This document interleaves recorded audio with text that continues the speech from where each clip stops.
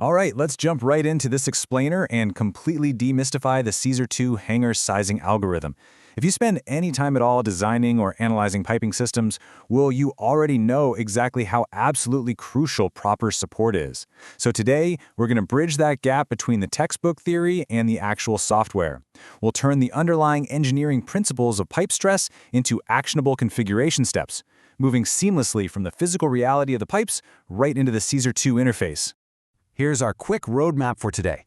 First, the need for variable supports. Then, we'll break down the hanger selection algorithm. Third, we'll figure out how to find the right hanger.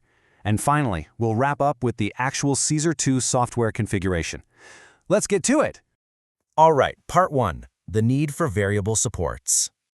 Before we go pushing any buttons or tweaking any settings in the software, we really have to ask a fundamental question to ground our digital models in physical reality.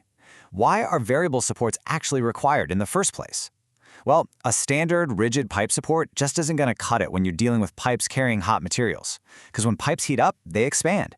In fact, a carbon steel pipe running at 500 degrees Fahrenheit can literally grow over 3 inches for every 100 feet. That thermal strain forces the whole pipe to physically move. To handle that, you use a variable spring support. Inside is a coiled mechanism designed to carry a massive deadweight load through vertical travel.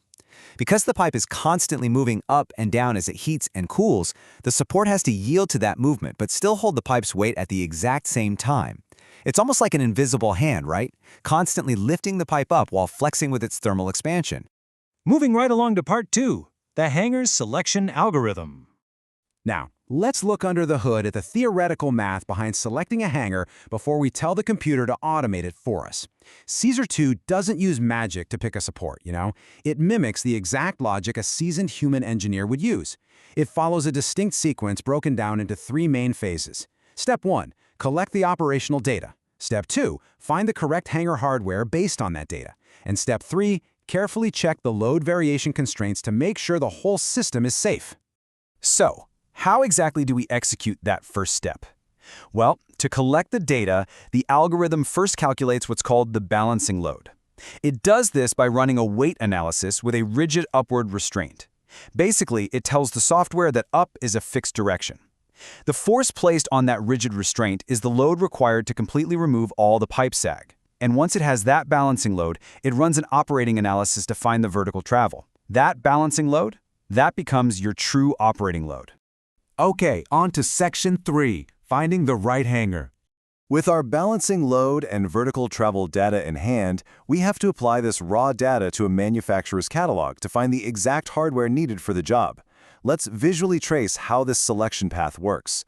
On a standard working range chart, imagine we have a 600-pound force operating load that travels upward by 1/3 of an inch. We first locate our 600-pound load and then move across the chart to account for that 1/3 inch upward travel. That takes us directly to our new installed load. But wait, finding a hanger that physically fits the load isn't actually the end of the story. After finding the hanger, we absolutely must check the load variation limit. Load variation is simply the change in load expressed as percentage of the operating load. And 25%, that is the magic number here. It's a standard industry rule of thumb where the variation is strictly capped at 25%. This ensures the spring doesn't transfer way too much stress back into the piping system as it compresses or extends. Let's actually break down the math for our specific example. We selected a size 8 hanger with a short-range spring that has a spring rate of 300 pounds force per inch. If the pipe travels 1/3 of an inch, you multiply that by the 300-pound spring rate, and that results in a load change of 100 pounds force. 100 pounds over our 600-pound operating load gives us a variation of roughly 16%. Because 16% is well under our 25% limit, this size 8 hanger is a perfect, totally safe fit. And finally, section 4, CASR2 software configuration. Now that we've mapped out the mechanical algorithm, let's see how the software executes everything we just learned. The architecture here is incredibly robust, but it definitely requires you to be meticulous.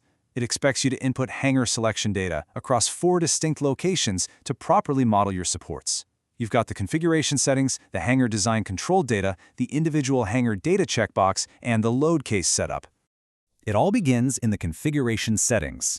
Clicking into this allows you to control the current data folder, and this is where you establish your foundational rules.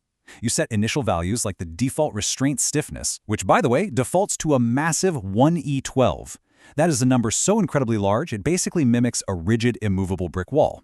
This menu is also where you tell Caesar II which manufacturer's default spring hanger tables it needs to reference. And get this, the software currently lets you reference over 30 different manufacturer tables. Once your global settings are completely dialed in, you move over to the piping input, specifically for hanger design control data. A super vital definition here is the number of hanger design operating load cases. This single definition dictates the total number of thermal analyses the software must run to pick the correct hardware for your system. You can specify anywhere from 1 up to 9 different thermal load cases, totally depending on how complex your system's operating conditions are. Now, if you set that previous number to anything greater than 1, you have to tell the software exactly how to interpret the competing data. And that is where multiple load case design options comes into play. It establishes how Caesar 2 actually weighs the results when multiple cases exist. Just think about a complex scenario, like a 2-pump installation where only 1 pump operates at a time. The pipes are going to move differently depending on which pump is turned on. This menu gives you 13 different options, allowing you to tell the algorithm to design for the maximum load, design for maximum travel, or even design for one specific operating case over another. And that really brings us to the core philosophy of this entire explainer. You know, when you're deep in the menus of Caesar 2, it is so easy to lose the forest for the trees. But remember, you are simulating physical springs holding back tremendous force. You're not just drawing lines on a screen. Mastering this software isn't just about simple data entry, it's about fundamentally understanding the mechanical realities of the physical world.